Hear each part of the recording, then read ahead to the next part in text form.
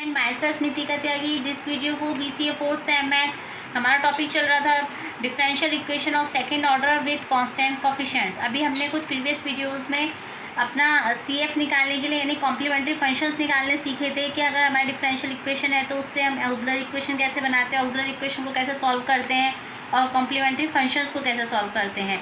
तो complementary functions को निकालने के लिए हर रूट के लिए जो ऑक्सिलरी इक्वेशन से जो रूट्स हमारे निकलते हैं उस रूट्स के लिए हर रूट के लिए हमारा कॉम्प्लीमेंट्री फंक्शंस का अलग अलग फॉर्मूले हैं। तो आप उन फॉर्मूले को अच्छे से लर्न करें, उन्हीं फॉर्मूले से हम आगे क्वेश्चन को सॉल्व कर सकते हैं। अब हम वो क्वेश्चंस करेंगे। अब ये वीडियो उस पर है अगर हमारी जो डिफरेंशियल इक्वेशन अगर हमारे पास गिवन है और इक्वल्स टू 0 नहीं है, इक्वल्स टू क्यू है, क्यू का मतलब कोई एक्स फंक्शन के रूप में है हमारा, है ना, तब हम उसे कैसे सॉल्व करेंगे। जब हम उसको सॉल्व करने के लिए हमें कॉम्प्लीमेंट्री फंक्शन को सॉल्व करना ही है, साथ में हम उसके पर्टिकुलर इंटीग्रल भी सॉल्व करते हैं। अब ये पर्टिकुलर इंटीग्रल्स अगर इक्वल्स टू में कैसा फंक्शन है हमारा, उसके लिए भी हर फंक्शन के लिए हमारा पर्टिकुलर इंटीग्रल निकालने का तरीका भी अलग अलग है। देखते हैं पहले हम क्या सीखते हैं। यहाँ पे देखिए, अगर हमारा पर्टिकुलर इंटीग्रल यानी कि डी का मतलब जो हमारी इक्वेशन गिवन है y इक्वल्स टू क्यू के रूप में है, तो हम पहले क्या करेंगे, y equals to Q upon FD। अब अगर मेरा फंक्शन यानी कि अगर मेरे पास q की जगह e के पावर में है यानी e की पावर ax है, e के रूप में अगर मेरा फंक्शन है, तब हम निकालते हैं पर्टिकुलर फंक्शंस के निकालते हैं इस तरीके से y इक्वल्स टू e की power ax upon FD and e की पावर ax अपॉन FA, यानी कि d की जगह पे आप क्या रखेंगे, a रखेंगे। d क्या है हमारा जो फंक्शन है वो, और इसकी जगह क्या रखेंगे, a रखेंगे। FA does not equal to 0, value रखने के बाद यहाँ पर ये 0 नहीं होना चाहिए, डिनोमिनेटर 0 नहीं होना चाहिए।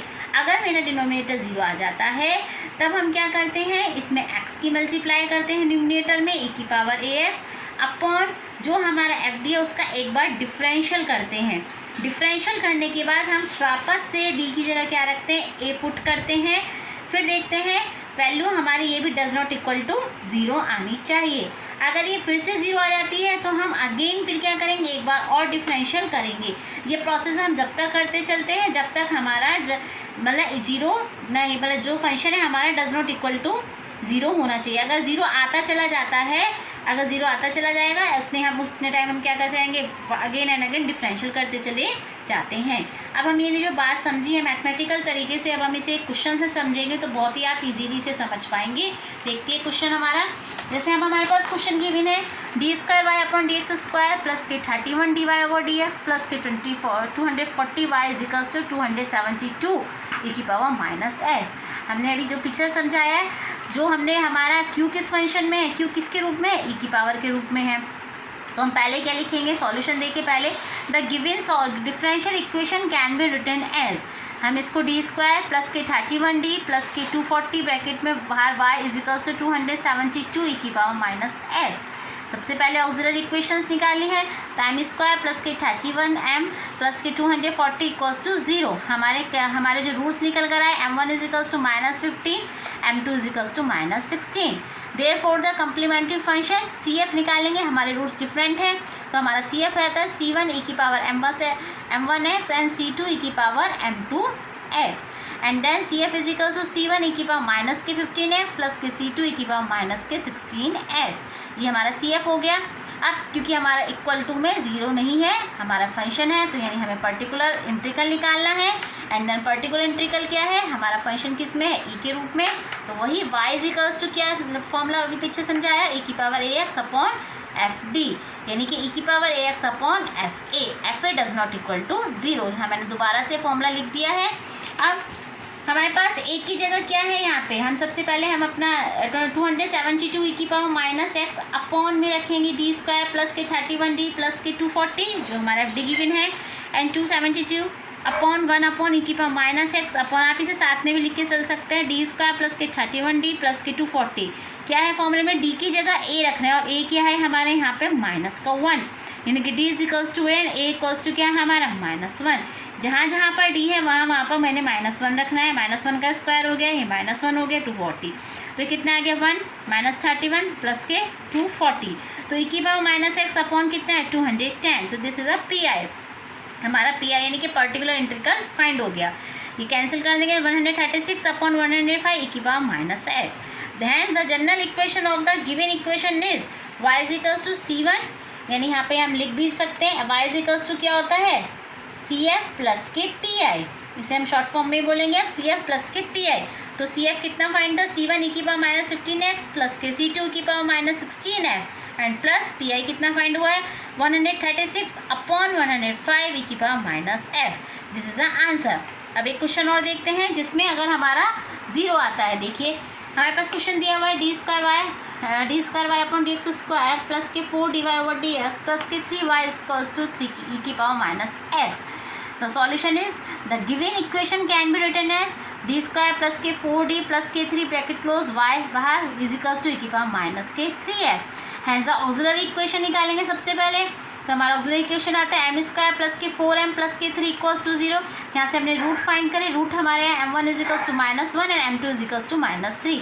रूट दोनों अलग अलग हैं. तो CF क्या है e की पावर m1x प्लस के C2 e की पावर m2x. तो C1 e की पावर माइनस एक्स प्लस के C2 की पावर माइनस के 3x. देन PI निकालेंगे हम. PI निकालने के e की पावर माइनस 3x अपॉन, यहाँ पे लिख दो चाहे इसको, e की पावर ax अपॉन क्या करना है हमने FD यहाँ लेके आना है y या PI.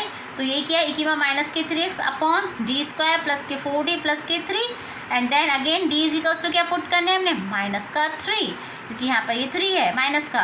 तो जहाँ जहाँ पर d है वहाँ पर मैंने क्या पुट करना है माइनस का 3. तो माइनस का 3 का स्क्वायर प्लस के 4 माइनस 3, तो हमारा क्या आता है 9 माइनस का 12 प्लस का 3. जब हमने इसको रख कर देखा तो हमने दे पाया कि ये क्या है वैल्यू 9 और 3 12 हो गए, प्लस के 12 माइनस का 12 कैंसिल हो गए 0. तो ये वैल्यू क्या आ गई मेरी 0 आ गई.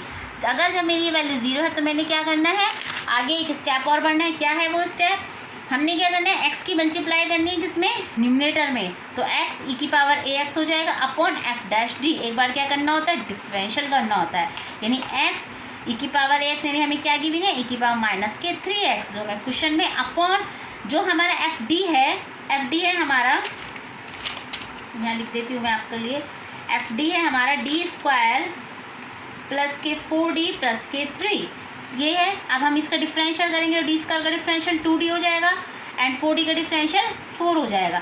अब फिर रख कर देखेंगे d इज इक्वल्स टू क्या a कितना है हमारा माइनस का 3. जहाँ पर d था वहाँ पे माइनस का 3 पुट करेंगे तो कितना हो जाएगा माइनस का 6 प्लस का 4 क्या है माइनस का 2. हमने देखा हमारा 0 नहीं बना तो हमारा PI यहीं पे स्टॉप हो गया. तो यानी कि हमारा पर्टिकुलर इंटीग्रल क्या फाइंड हुआ फाइनली x e की पावर माइनस के 3x अपॉन माइनस का 2. है the required general solution y is equals to हमारा क्या हो जाता है CF प्लस के PI एंड CF कितना है हमारे पास C1 e की पावर माइनस एक्स प्लस के C2 की पावर माइनस 3x. ये हमारा CF हो गया. PI कितना निकला है हमारा ये माइनस x e की पावर माइनस 3x अपॉन 2. ये क्या हो गया हमारा आंसर. अब हम नेक्स्ट वीडियो में देखेंगे कि जिसमें हमारा Q की यहाँ पर जो हमने करा है अभी ये Q की जगह e की पावर x की जगह कोई दूसरा फंक्शन गिवन हो, साइन में गिवन हो, x में गिवन हो या कोई एल्जेब्रिक फंक्शन गिवन हो, तो उसको हम कैसे सॉल्व करते हैं वो हम नेक्स्ट वीडियो में देखेंगे. इस वीडियो में अगर किसी को कोई प्रॉब्लम है तो कमेंट बॉक्स में डाल दीजिए.